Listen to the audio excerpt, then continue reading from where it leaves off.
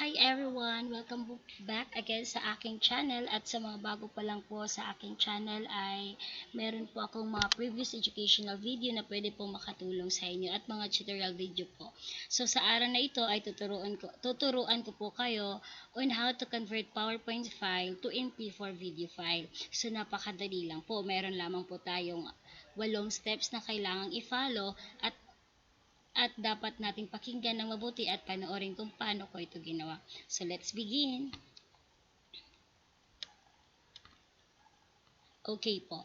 So, ito po yung 8 steps na kailangan lamang nating sundin. Go to your PowerPoint file, do your thing, go to File, click Export, create a video, choose with or without narrations or recordings, create video, and save. So, yun lang po yung 8 steps. So, ngayon ay gagawin na natin siya.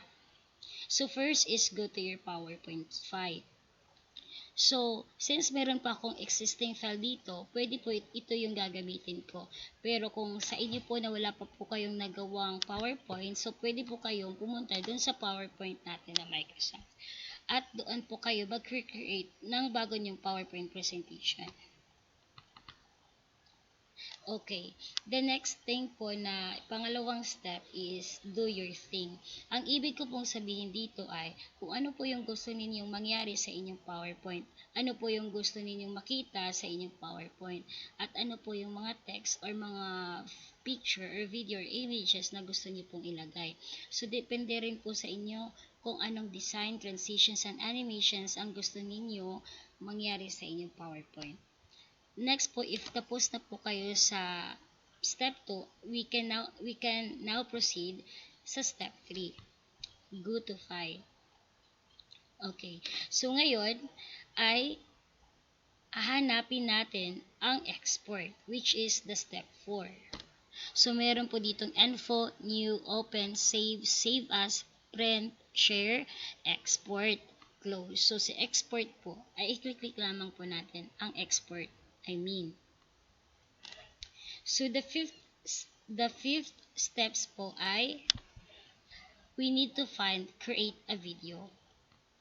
Ito po. Next, 6th step po ay choose. So pipili po tayo dito kung meron pong narration or recording or wala po. So, dahil gusto ko po siyang panoorin on computer monitor, so ito po yung pipiliin ko.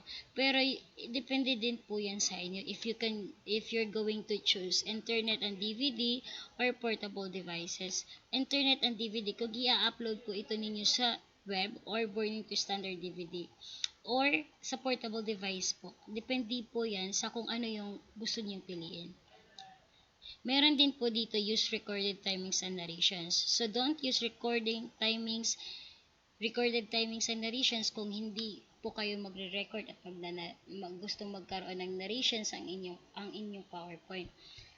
Pero kung gusto din niyo po, you can click this one.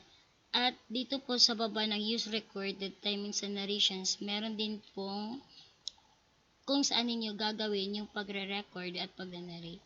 So, kung handa na po kayong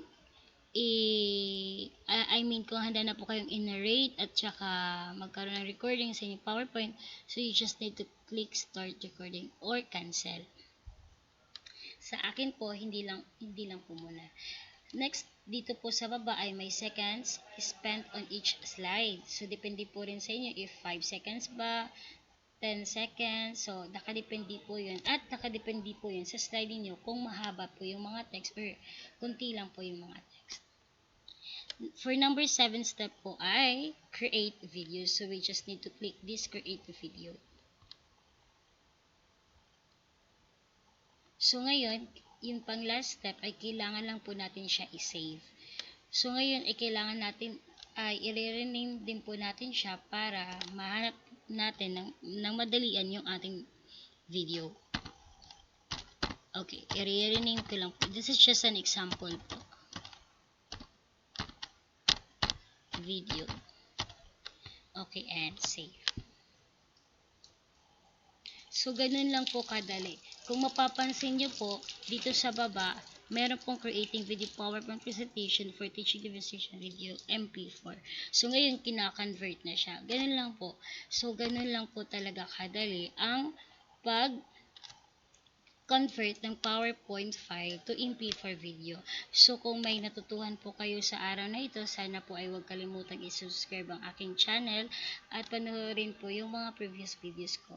Paki-like na lang po ng video, and kung gusto niyo po, you can comment down below kung ano po yung mga suggestion or mga comment niyo po sa video na ito. Maraming salamat and God bless!